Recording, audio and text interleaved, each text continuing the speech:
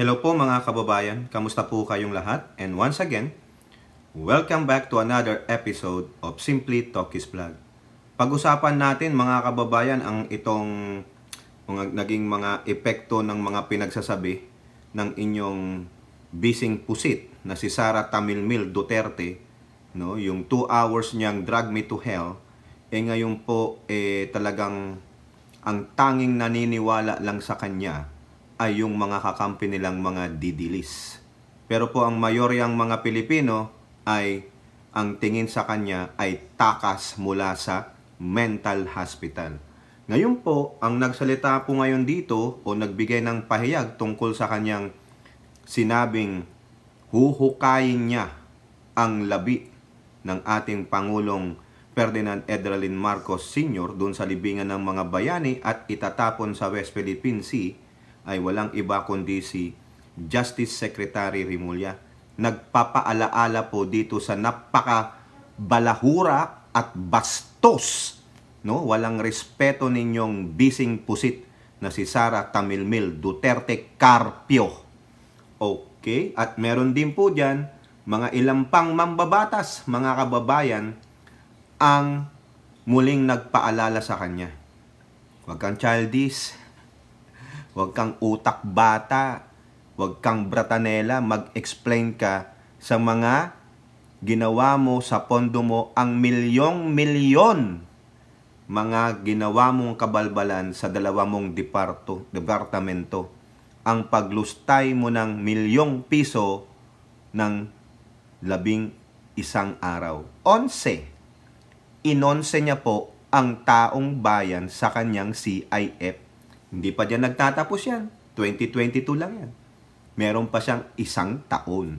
Ino-audit pa. At yung kalahating taon, maybe, probably, ng 2024. Pero bago po tayo magpatuloy, tayo po ay magbibigay pugay at pasalamat sa lahat ng ating channel members, followers, subscribers, nagla-like at nagsishare ng ating mga videos, sa mga nagbi-video replay, nagsishare ng kanilang blessings, at ganun din po sa patuloy na sumusuporta sa ating video premiere at live streaming. Special shout out to all our OFWs, men and women in uniform, sa mga frontliners and mga guro. At special shout out po sa lahat, no, ng walang sawang sumusubaybay sa atin, sumusuporta. Tumawid na po tayo ng 58,000 subscribers, no? Maraming salamat po, no? Kahit maliit tayo, nagtsatsaga kayong manood sa atin, lalo na sa live streaming. Okay? And may God bless us all. Unahin natin yung sinabi po ni Justice Secretary Jesus Crispin Remulla sa code card muna ng Impact Leadership. Ito po, desecration of the dead yan. Yung sinasabi ni Pusit na huhukayin niya yung labi ni Apo Lakay at itapon sa West Philippine Sea. May violation sa revised penal code yan. Hindi rin nakakatawa yun O kaya nga, so meaning, itong si Pusit na inyong vice presidente, no, inalipusta, pinagbantaan, at pinagtatawanan ang labi ng dating Pangulong Apo Lakay at yung gagawin niya sa labi nito. Akala mo naman, siya ay sinaktan ni Apo Lakay. Akala mo naman, no, pinagmalupitan siya ni Apo Lakay. Mas siya nga, no, itong si Pusit, ang wala pang nagagawa para sa bansa. No? Wala pa siyang konkretong napapakitang magandang ginawa niya, bagkus puro kabalbalan, puro paglustay ng pera ng bayan. Tapos, kung ma-audit siya at tatanungin siya o tinatanong siya, galit na galit pa. O di ba? Style bratanela, style biatch lang po, mga kababayan. Yung parang anak mo, binigyan mo ng pera, nung sinabing saan mo pinunta yung pera mo, bakit naubos agad? Galit na galit pa sa'yo kaysa magpaliwanag kung saan niya dinala yung pera. Parang wala kang karapatan magtanong, no? Dahil anak mo siya. Ganyan po ang ugali ng inyong vice presidenteng Pusit. Bratanela to the max, no? At baliw pa. Tuloy natin. It does not speak of a sane and clear-thinking person. Ibig sabihin, dito ni Secremulla, hindi yan pag-iisip ng matinong tao. Tulad po ng sinabi ni Representative ng Taguig, no? Si Representative Zamora, tayo ay dapat rumirespeto sa ating mga patay.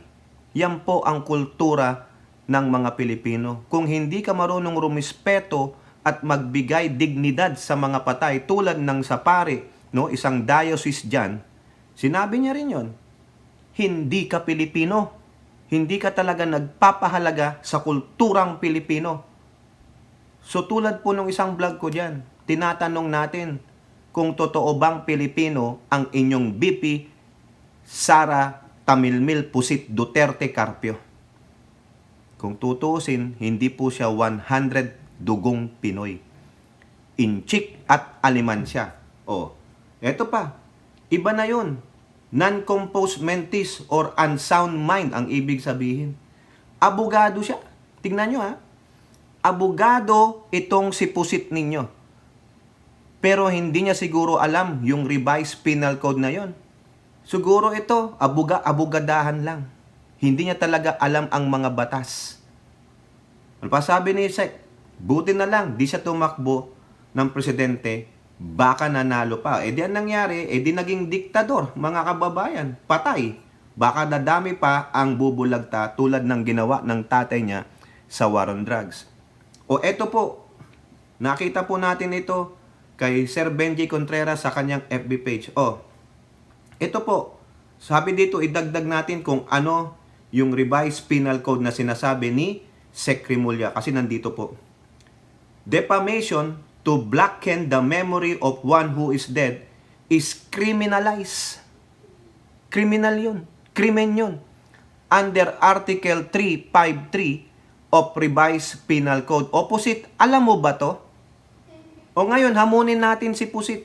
Huwag natin siyang tigilan ng pambabatikos. Kasi sabi niya kay Amy daw, pag hindi nyo tinigilan ng pambabatikos sa akin, huhukayin ko si Apo Lakay at itapong ko sa West Philippine Sea. Yung Apo Lakay, tawag niya, tatay nyo, sabi niya. O, ngayon, hamunin natin. Sige, hukayin mo. Try mong hukayin. Oo, hindi ka na makukulong. Wala nang criminal case sa'yo. Ikaw ang ipapalit namin dun. Oo, subukan mo. Subukan mo. Subukan mong hukayin. Baka hindi lang ikaw ang ipalit dun. Di ba? Subukan mo lang. Magkakaalaman. Matapang kayo, di ba? Matapang kayong mga Duterte. Subukan nyo na. Sige. Hamunan na lang to mga kababayan kung talagang matapang yung idolo nyong Pusit. Hamunan na lang. Sige. Ba't di mo na gawin? Hindi na sinasabi yon. Gawin mo na ngayon. Para magkaalaman.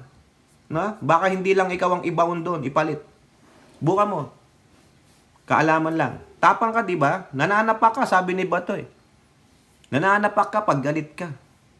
O ngayon, ba't di mo gawin? Di ba? Takot ka? Sa criminal case na pwedeng iano sa'yo? Ikaw mismo, sabi mo, ikaw mismo ang maghuhukay kay Apo Lakay. Do it now. Kung matapang ka, kung may isang salita ka. Pero kung wala, duwag ka. Di po ba? Tama, mali. O yan nagpahayag na si Secremulla. Desecration of the dead. Paalala lang sa lahat ng gustong humukay ng mga patay na kung saan galit sila. Papatawan po kayo ng krimen sa Article 353 ng Revised Penal Code. Yun po ang sabi. Huwag nyo nang subukin. Hayaan nyo lang si Sara Tamilmil Duterte. Siya na ang mauna. Tingnan natin kung kanya talagang gawin. Di po ba? Eto pa. Ano ang sabi ng mga young guns, mga kababayan? Punta naman tayo dito sa mga young guns. Dati, si Isidre, si Gutierrez, at si Swansing. Ngayon naman po, kasama na dyan si Pami Zamora o Tami Zamora ng Taguig. Ngayon, may iba pang mga young guns na nagsalita. Ito. Sa impact leadership lahat. House leaders suggest psychological evaluation. Magpatingin ka sa utak. Ayan po ang sabi nitong mga young guns na ito. Kasi baliw po eh. Oo, drag me to hell, bastusan na, ganon. Ang sabi niya pa dyan talaga sa simula, sisiraan ko ang gobyernong ito. So lahat nung sinabi niya doon sa press con, puro kasiraan lang yun, puro kwentong kutsero. Daig niya pa si Lola Basyang na nagkwento. Buti pa si Lola Basyang, no? At least, katang isip. Ito, utak ng baliw ito. Oo, delikado ito. Kasi pag ang baliw nagpatotoo, ay nako, walang sinisino-sino. Kaya mag-ingat po kayo dyan. Hypocrite yan. No? Kunwari, tatawa-tawa sa'yo, pero istabing ka na. Oo. Kaya huwag kayong maniniwala dyan. Palalahanan nyo yung mga foreign leaders na kumakamay sa kanya. Tell them. Sabihin nyo, traidor yan. She's a lunatic. Sabihin nyo, paalalahanan nyo, huwag kayong makipagkita dyan. Mahahawaan sila ng pagiging lunatic nitong babaeng ito. O, ito, unahin natin, si Kong Hun, Zambales 1st District. For someone in a such high position to make violent and grotesque threats, even in jest, yung parang papatawa lang, shows a troubling label of instability. Kailangan magkaroon ng masusing psychological assessment upang matiyak kung siya ay karapat-dapat pang maglingkod sa bayan sa ganitong critical na posisyon. Correct. Kasi kung BP siya, alam nyo, pwede niyang ikuman yung BP-SPG niya na mag-revolt sa gobyernong ito, napatalsikin ng gobyernong ito. Kaya pala, sa simula pa lang, biruin mo lahat ng request niya, pinagbigyan ng Pangulo, paggamit ng presidential chopper, pagbuo ng BP-SPG. Ang hindi lang ibinigay sa kanya ay ang DND. Lahat ng hilingin niya pinagbibigyan. Kaya nga sabi ko sa inyo, lahat ng gusto ko ay susundin mo. Ganun po eh. Bata isip. Spoiled brat na spoiled brat, bratanela. Biruin mo yon. Sabihin mo yan na ako ang gagamit ng presidential chopper, hindi ikaw, ako ang priority. Gago lang, di ba? May topak. Tapos nung ginamit lang minsan ni F.L. Lisa, galit na galit siya. Doon ba siya nagalit kay F.L. Lisa? Bakit? Sa'yo ba ang presidential chopper? Ikaw ba ang presidente ng bansang Pilipinas? Hoy, mahiya ka. Biruin mo, sobra kang entitled, uuwi ka pa ng Davao. Sino ka? Nagagastos ka ng pera ng taong bayan. Di ba, mga kababayan, pagtapos magtrabaho sa Manila, tatakbo ng Davao? Napaka-entitled. Yung ibang mga tao nga dyan, pag ang layo ng bahay nila, naghahanap talaga sila ng paraan paano makalapit sa trabaho para makatipid. Siya, walang pakialam. Kasi alam niya, lustay lang, hindi galing sa kanyang pera. Hindi niya pinaghirapan yung pinanggagastos doon. Yung sahod ng piloto, yung gasolina, at yung safety. Di ba? Gago lang eh. Sobrang lustay. Nakita nyo na lang dyan. Sobrang lustay. Diba? Wala siyang pakialam eh. Dahil hindi niya nga pera, hindi niya pinaghirapan. So, bahala ang taong bayan. So, kayo naniniwala kayo sa kanya? Na, nagsimba daw sa ganito, kumain sa ganito, nagpakain sa mga bata. Hoy! Mahiya kayo! Baka mamaya yung pinakain sa inyo ay galing sa pera ng kaban ng bayan na yung hinahanap na 16 and 15 million. Oo. Diba? Mahiya kayo. Dapat nga yan, pinagbabato ng kamatis yan dun eh. Kunwari, mahirap daw siya. Naku, niwala kayo dyan. Pagpasok sa kotse niyan, akin na nga yung sanitizer. Ang babaho, ang dudumi. Kunwari lang yan eh. Bratanela yan eh. Masama ugali niyan, mga kababayan. Ano pa ang sabi ni Paulo Ortega? Ng La Union? We urge the OBP to consider seeking professional help for Vice President Duterte, as this behavior is deeply concerning and could have serious consequences for our nation's leadership. Correct. Tama yun. Mabuti pa itong mga young guns na ito. Alam nila eh. Napraning talaga ito, mga kababayan. Ang sama, no? Ang sama ng utak. Eto pa. Yung dalawa rin yung mambabatas na yun. Ano pa ang sabi? House leaders to Sara, tama na ang pambubudol at pagpapalusot. Correct. Nabudol po tayo. Na-11 tayo ng isang baliw. Tama na ang pambubudol at pagpapalusot. Naghihintay ang publiko ng malinaw na sagot tungkol sa hindi mo ipinapaliwanag na paggamit ng confidential funds. Pakisagot, Madam BP Sara, niloko mo ba ang militar o hindi? The people The Filipino people demand answers. O tama, ito po yung questionable na 15 million doon sa YSL ng mga AFP. Sinabi daw, ginamit daw doon, yung pala hindi. Walang natanggap ang AFP tungkol dyan sa youth seminar leadership na yan. Oo. Oh, for VP Sara, given how you're handling these allegations, now tell the people what kind of leader you are. Unfortunately, the Vice President has never addressed these issues directly and instead resort to making outlandish statements. Puro sound bites, pero walang substance. Oh, di ba? Sino lang naniniwala sa kanya? Yung mga DD shits. Pinagtatanggol pa siya. O ayan, umariba na ang pusit. Well, pusit, nagkalat ng tinta. Puro kasinungalingan, mga kababayan.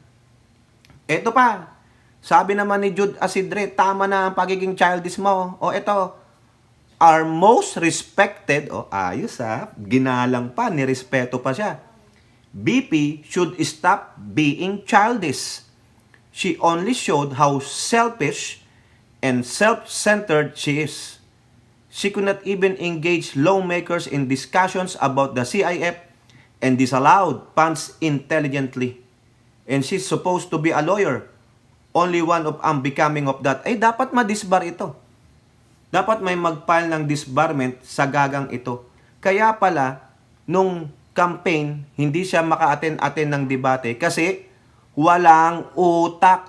Lalabas ang pagiging utak bata at Bratanela. Baka pag inaasar siya sa yung dinidebate siya, baka ni sino man yung kalaban niya sa pagka-vice presidente, baka pag sasapakin na lang siya. Baka manapak na lang siya, mga kababayan, Ikaw, sino ka ba? Ganun, buntali ka dito. Gaganon na lang siya dahil sa galit niya, di ba? O, kaya pala, bobo, walang utak pala. Paano naging abogado itong hinayupak na ito, mga kababayan? So, nakita niyo, 3 mambabatas yun. Tama na ang pambubudol. Oo. Tama na ang pagpapalusot. Tama na ang pagiging childish, no? Tama na ang selfish and self-centered. Abogado ka. Act like one. Pero hindi po. Ano pong inuugali niya? Isang ugaling Bratanela, isang ugaling childish, at isang ugaling anak ng demonyo. Demonyo ang tatay. Anong mapapala ninyo? O now, idagdag natin to, mga kababayan.